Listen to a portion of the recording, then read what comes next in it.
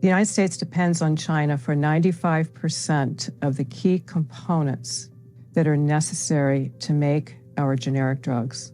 And if China shut the door on exports within months, our healthcare system would begin to collapse. It's a disaster waiting to happen.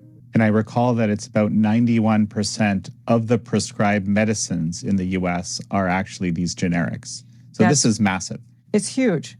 And whatever hospital you're in, whether it's all the big name hospitals, what they use are generic drugs, and they're about 91% of what's administered and prescribed.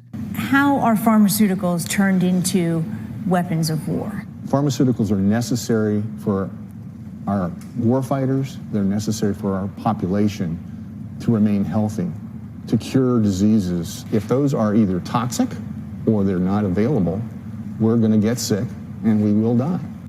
China's state-run paper said this week there's little chance the government would deliberately harm innocent Americans by cutting off the flow of antibiotics. Well, trust is everything. And do we trust?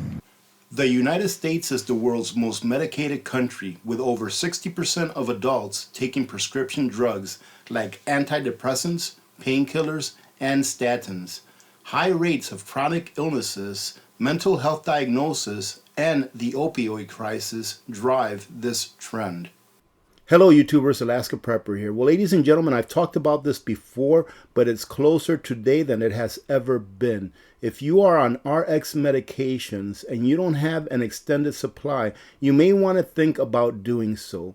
Because if China decides to cut us off from the medication that they provide to us, we as a nation will be in a very tough spot. The United States of America makes up roughly 5% or so of the world population. However, it is the most medicated country in the world. If you have medications that you depend on, I hope that this short talk that we're going to have will encourage you into looking to extending your medication supply, especially if it's some kind of a prescription medication. It's too easy right now to go to Costco, to go to Walmart and stock up on those anti-inflammatories like ibuprofen or painkillers like aspirin, acetaminophen, etc. But those medications that Americans really depend on in order to maintain their standard of living and be able to function normally in everyday life, if those get cut off, what are you going to do? And I know that this title says tariffs threaten a pharmaceutical shortage, as 95% of ibuprofen comes from China. It's not just ibuprofen. The U.S. gets its vast majority of common generic medications from China. Tariffs on China imports could cause a shortage of key drugs. The U.S. gets nearly all of its supply of common over-the-counter pain medications from China. But it's not just those over-the-counter medications that we need to be worried about. The U.S. has been in some kind of a shortage for years now. Back in 2024, we had the highest list of shortages in RX medications that we've ever really had. And as it stands today, it's probably about 270 or so medications that are in one kind of a shortage or another. But what happens in the next 4, 6, 10 weeks if those drugs get cut off and the shelves become bare, not only of food, electronics, and car parts, but of medications as well? Ladies and gentlemen, I'm not trying to scare you, but I'm trying to encourage you to get prepared. Ask yourselves, what is the worst that can happen if you stock up on your medications? Is that you're going to have extra, and if you keep rotating those, you won't have to worry about running out because you have a 1-year supply. And yes, take a look at my link for Jase Medical. They offer you a 1-year supply of a prescription medication that you may need on an everyday basis. That way you don't have to worry about this. Prepping your medication is just as important, in my opinion, as prepping your food. I'm sure it varies in importance from people to people, but either way, if you need it, you ought to have it. More than 90% of the supply of anti-inflammatory steroid hydrocortisone also comes from China.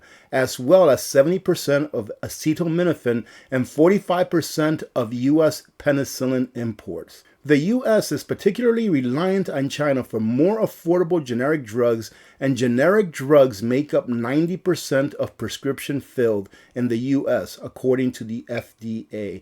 Now, most Americans can barely get by as it is financially. Imagine if you got stuck paying 5, 6, 7 times more for the same medication that you depend on today in order to keep you healthy and, in some cases, alive. And I consider this to be a very serious problem, ladies and gentlemen, not only for the health of Americans, but for the national security of America as well. And for those of you that have been with me for a while, you've heard me harp about this in the past. But when things like this happen, we have to take action when it matters. And I believe that now matters more than in the previous 5, 10 years, or at least in the entire time that I've been doing YouTube. I've been talking about how we should get prepared on getting all of those things that we need for a long time now, because the main supplier of a lot of the things that we need here in the United States of America is China. And yes, prescription medications are different than car parts. They're different from electronics that you may get now because tariffs may make them go up or for whatever reason. But medications, ladies and gentlemen, you need those in order to maintain a healthy lifestyle or even to just merely survive. The consequences will be empty shelves in the U.S. stores in just a few weeks. And that's not just me saying this. This is several experts that I've cited thus far in the last few videos that I've made. The shortages are imminent. I'm not saying this. They are, according to Gene Soroka, Executive Director of the Port of Los Angeles, the U.S.'s largest port, which receives about 45% of its imports from China. Soroka has begun to see a precipitous drop in shipments from China. Now listen to this, that will result in only 5 to 7 more weeks of full inventories on the retail shelves. And they finish it off by saying some manufacturers could stop producing drugs that are too expensive to make as a result of the increased cost of raw materials. And this is why it's so important for the United States to produce those things that we definitely need here in this country. That way we never have to come across this problem again. Any hiccups in the supply chain, they say, will also likely mean an increase in drug prices for consumers.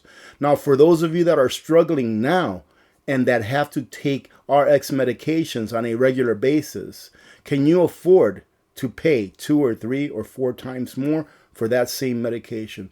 I remember a very long time ago, and it was a time during my life where I couldn't really afford to help anyone. I was indebted. I wasn't really making a lot of money. I had a young family. I remember this poor lady up at the pharmacy drug counter saying, "Is it that much? Well, I can't afford it. I'm just going to have to go without it."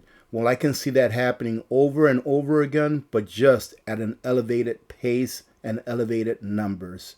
Ladies and gentlemen, make sure that you're stocking up on all of those things that you need. I know that I share this message all of the time, but it's because it's true. If you need some kind of a prescription medication, make sure that you stock up on it the best that you can. First and foremost, try doing it through your own doctor. Get their advice. Ask them questions. Do you think that medications are going to be in shortage? Are you going to be able to supply me with this? Can I get a 3, 6, or 9 month supply? Which more than likely they're going to say no. And that's why if you are serious about making sure that you have the medications that you need, again, check out my link. Jase Medical is a great company, and they can help you get a 12-month supply of the prescription medication that you depend on. Now, I don't know what the list of all of the prescription medications is that they offer, but all you have to do is take a look at the link that I put on a pinned comment and see if the medications that you rely on are on their site and available for you to stock up on. Having said that, I hope you have a great day. I hope that you are preparing. Right? There's no excuse not to prepare. And I know that people that normally have not been on the preparedness bandwagon, this may be overwhelming, but all you have to do is slow and steady. Unfortunately, the gentleman that was talking on this article said that we have 4 to 7 weeks or so before shelves begin to become empty. However, anything can happen between now and then. Do I believe that eventually things will be in a much better place than what they can be? Absolutely. The United States of America is coming back. However, we're going to have to pay for the misdeeds of our past, not on a personal basis, but on how our governments have treated us over the last several decades. A lot of mistakes have been made for many reasons, be it nefarious reasons or not. But now it is time for the United States to pay the piper. We will get over this rough patch. And once we do, we are going to be much stronger as a nation, in my opinion. Right? Thank you very much for joining in today and spending a few minutes of your time here with me while I talk to you about these stories that I find. God bless every one of you. God bless America. I'm Alaska Prepper. I'm out.